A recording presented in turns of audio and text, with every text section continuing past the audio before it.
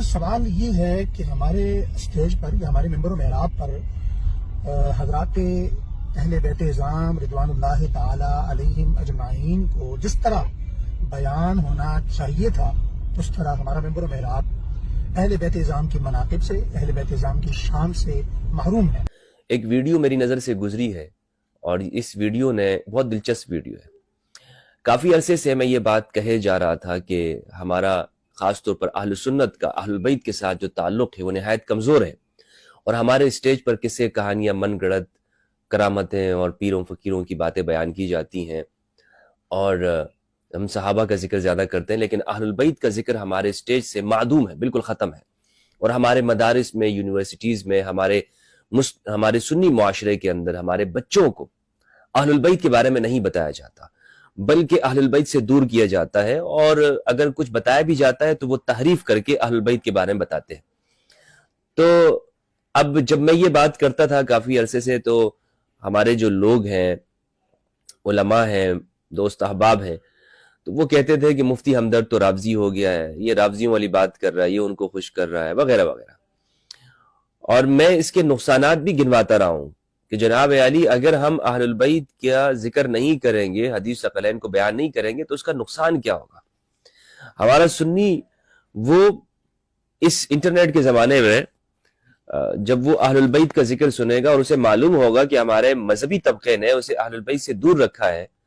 اور طرح طرح کی قصے کہانیاں بیان کی اور اہل البیت کے حقوق اس تک نہیں پہنچائے ہیں،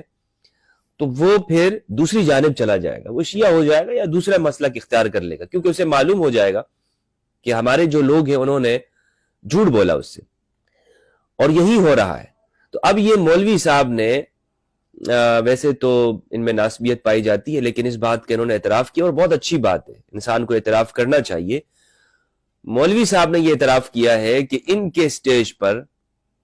اہل سنت، خاص طور پر دیوبندی مسلک کے چونکہ یہ نمائندے ہیں، تو دیوبندی سٹیجوں کے اوپر، دیوبندی کانفرنسز کے اندر، جلسے جلوسوں میں اہل البیت کا ذکر نہیں ہوتا۔ میں سب سے پہلے تو شاباش کہنا چاہتا ہوں اور ان مولوی صاحب کی ہمت کو داد دیتا ہوں کہ انہوں نے اپنے فرقے اور مسلک کے اندر رہتے ہوئے یہ بات کر دی۔ یہ جرأت کی بات ہے، انہوں نے جو بات کہی ہے اس پر ان کو داد دینا بنتی ہے، اور ان کی ہمت کو میں سلام کرتا ہوں کہ انہوں نے سچ بات کہی ہے کہ اہل البیت کا ذکر نہیں ہوتا ہے، اور ساتھ میں انہوں نے یہ بات بھی کہی ہے کہ دوسروں کا بیان زیادہ ہوتا ہے، دوسروں کی شان، ان کے فضائل، ان کے حقوق زیادہ بیان کیے جاتے ہیں، یعنی امہات المومنین ہوں یا صحابہ کرام ہوں، اور اس کی وجہ بھی انہوں نے یہ بیان کی کہ ہمارے ہاں اس لیے ان کی شان کو بیان کیا جاتا ہے کہ یہ اپنی نجات کا ذریعہ سمجھتے ہیں کہ صحابہ کرام کا ذکر، ان کے فضائل اور ان کے حقوق کا بیان ان کی نجات کا ذریعہ ہے، ان کی آخرت اسی سے بنے گی۔ اور ایک وجہ اور بھی یہ بیان کی کہ چونکہ ان پہ تبرہ ہوتا ہے تو اس لیے ہم ان کے حقوق زیادہ بیان کرتے ہیں۔ لیکن یہ اعتراف بالکل موجود ہے، اور یہ ایک حقیقت بات ہے کہ ان سب کے باوجود، یعنی صحابہ کرام کے فضائل بیان ہوتے ہیں، جلسے جلوس ہوتے ہیں، حتیٰ کہ معاویہ بن ابی سفیان جن کے بارے میں اہل سنت نے کہا ہے کہ کوئی صحیح روایت ان کی فضیلت میں نہیں ہے، اہل سنت محدثین نے لکھا ہے، جلیل القدر ائمہ نے، بخاری کے استاذوں نے بھی یہ بات لکھی ہے، حتیٰ کہ ابن تیمیہ نے بھی یہ بات تسلیم کی ہے، اور جنہوں نے بیان کی ہے معاویہ بن ابی سفیان کے فضائل تو بہت کمزور درجے کے ہیں، حتیٰ کہ اگر مسلم میں بھی موجود ہیں تو وہ حدیث من گڑت ہے، لیکن ان کی شان بیان کی جاتی ہے، ان کے بارے میں ان کے حقوق بیان کیے جاتے ہیں۔ لیکن دوسری جانب اہل البیت کا جو طبقہ ہے، ان کے حقوق، ان کے فضائل، ان کی شان اہل سنت سٹیج، خصوصاً دیوبندی مسلک میں بیان نہیں ہوتے، اور اس کا انہوں نے بہت شکوہ ظاہر کیا۔ تو اب یہ وہ بات ہے کہ جو میں کہا کرتا تھا، اور جس پر مجھے یہ الزامات ملتے تھے، جس پر مجھے یہ فتوے سننے کو ملے، جس پر مجھے یہ میرے خلاف فتوے لگے کہ مفتی ہمدرد یہ شیعہ کی ترویج کر رہا ہے، شیعہ افکار کو پھیلا رہا ہے، اور اہل سنت کے نام پر فلاں فلاں، تو آج انہوں نے مان لیا، تسلیم کر لیا۔ اب میں آپ اس بات کی طرف آتا ہوں جو اس سے آگے ایک بہت ہی زیادہ انٹرسٹڈ ہے، یعنی دلچسپ بات کیا ہے، آخر اس مولوی صاحب کو یہ ضرورت کیوں پڑی، آج ہی ضرورت کیوں پڑی، آج ہی یہ ضرورت کیوں پڑی کہ انہوں نے اس کا اعتراف کر لیا ہے؟ کیا وجہ ہے؟ آپ کے ذہن میں کیا آتی ہے بات؟ انہوں نے اعتراف کیوں کیا ہے کہ اہل سنت اہل بیت کے فضائل بیان نہیں کرتے؟ اس کی وجہ میں آپ کو بتاتا ہوں۔ اس کی وجہ یہ ہے کہ میں یہ کہہ چکا ہوں کہ رفتہ رفتہ چند سالوں میں، آنے والے چند سالوں میں آپ دیکھ لیجئے گا کہ یہ جس کو کہتے ہیں نا کہ اہل بیت سے جو دور ہونے کا جو مسلک ہے، خواہ اس کو آپ کوئی بھی نام دیں، اصحاب آپ ان کو یہ نام دیں، روایت کا نام دیں، یا زیادہ میں اس چیز کو کھولنا نہیں چاہتا اس بات کو، یعنی وہ لوگ کہ جو اہل بیت سے دور ہے اور ان کے پورے مسلک کھڑے ہیں، ایک ناسبیت ہے، خواہ ان میں ناسبیت پورے درجے کی پائی جاتی ہو یا کم درجے کی پائی جاتی ہو، آنے والے چند وقتوں میں اگر انہوں نے اہل البیت کے فضائل اور حقوق کو تسلیم نہ کیا اور اپنے سٹیج پہ بیان نہ کیا، یہ ختم ہو جائیں گے دنیا سے، یہ ختم ہو رہا ہے اس وقت۔ یا تو یزیدیت بچے گی یا حسینیت بچے گی۔ یہ جو درمیان میں رہتے ہیں نا، درمیان میں یعنی ہم اہل البیت سے محبت بھی کرنے والے ہیں، ہم فلاں فلاں، لیکن وہ اہل البیت سے محبت کرنے والوں کو، ان کے نام لینے والوں کو تکفیر کرتے ہیں، ان کو کافر قرار دیتے ہیں، ان کو قتل کرنے کی بات کرتے ہیں، یہ ختم ہو جائیں گے۔ یہ اس لیے ختم ہوں گے کیونکہ آج تک تو انہوں نے علم اور معرفت کو پہنچنے نہیں دیا، نالج کو آگے نہیں پہنچنے دیا، اور جہاں پر بات ہوتی تھی اہل البیت کی تو فوراً ساتھ میں یہ دوسروں کا تذکرہ شروع کر دیتے تھے، یا ساتھ میں یہ بھی کہتے تھے کہ ان کا علم نہیں ہے،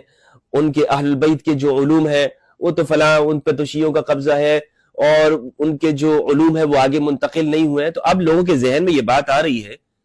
کہ اگر ابو حنیفہ کا علم 1000 برسوں تک محفوظ رہ سکتا ہے، سلامت رہ سکتا ہے،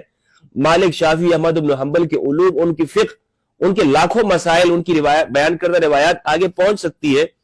تو امام جعفر صادق، امام محمد الباقر، امام زین العابدین، امام موسیٰ کاظم، امام علی رضا علیہ السلام، ان کی علوم آگے کیوں نہیں پہنچ سکتے؟ یہ تو محبت وحی کے علوم ہے، یعنی علوم نبوت ہے، آگے یہیں سے پہنچیں گے، تو ان کا کیوں، ان کی امت نے ان کے علوم کیوں نہیں پہنچائے؟ اور اگر پہنچائے ہیں، ایک زمانے تک پہنچائے ہیں، تو آج ہماری نسل اس سے واقف کیوں نہیں ہے؟ بھئی سوال آیا نا۔ تو اب جب نوجوان اس کی کھوج میں پڑ گیا، نوجوان نے انٹرنیٹ پہ گیا، گوگل پہ گیا، اس نے ذرائع استعمال کیے، یوٹیوب پر گیا، تو اس کے سامنے یہ بات آ گئی کہ دنیا بھر کا جو علم ایک جگہ جمع ہو گیا ہے، نوجوان کے ذہن میں اب یہ بات آ رہی ہے کہ میرا جو مولوی ہے نا، میرے مسلک کا، میرے ملک کے اندر، یہ جھوٹا ہے، یہ کذاب ہے، یہ اہل بیت سے دور کرنے والا انسان ہے، اس نے اہل بیت کا علم ہم تک نہیں پہنچا، یہ بہت بڑا ظالم ہے، خائن ہے، غدار ہے۔ لہٰذا اب اس کے نزدیک یہ جو مذہبی طبقہ ہے، جس فرقے میں یہ رہ رہا تھا، وہاں سے یہ نکلے گا، یہ نہیں رہے گا وہاں پر، یہ اس جگہ پر بالکل نہیں رہے گا۔ لہٰذا یہ جو ناسبیت ہے، ناسبیت اس کو کہے، یا یہ جو مسلک ہیں جتنے بھی، یہ سب ختم ہونے والے ہیں، یہ سب بالکل بلیا میٹ ہونے والے ہیں اس نالج کے زمانے میں۔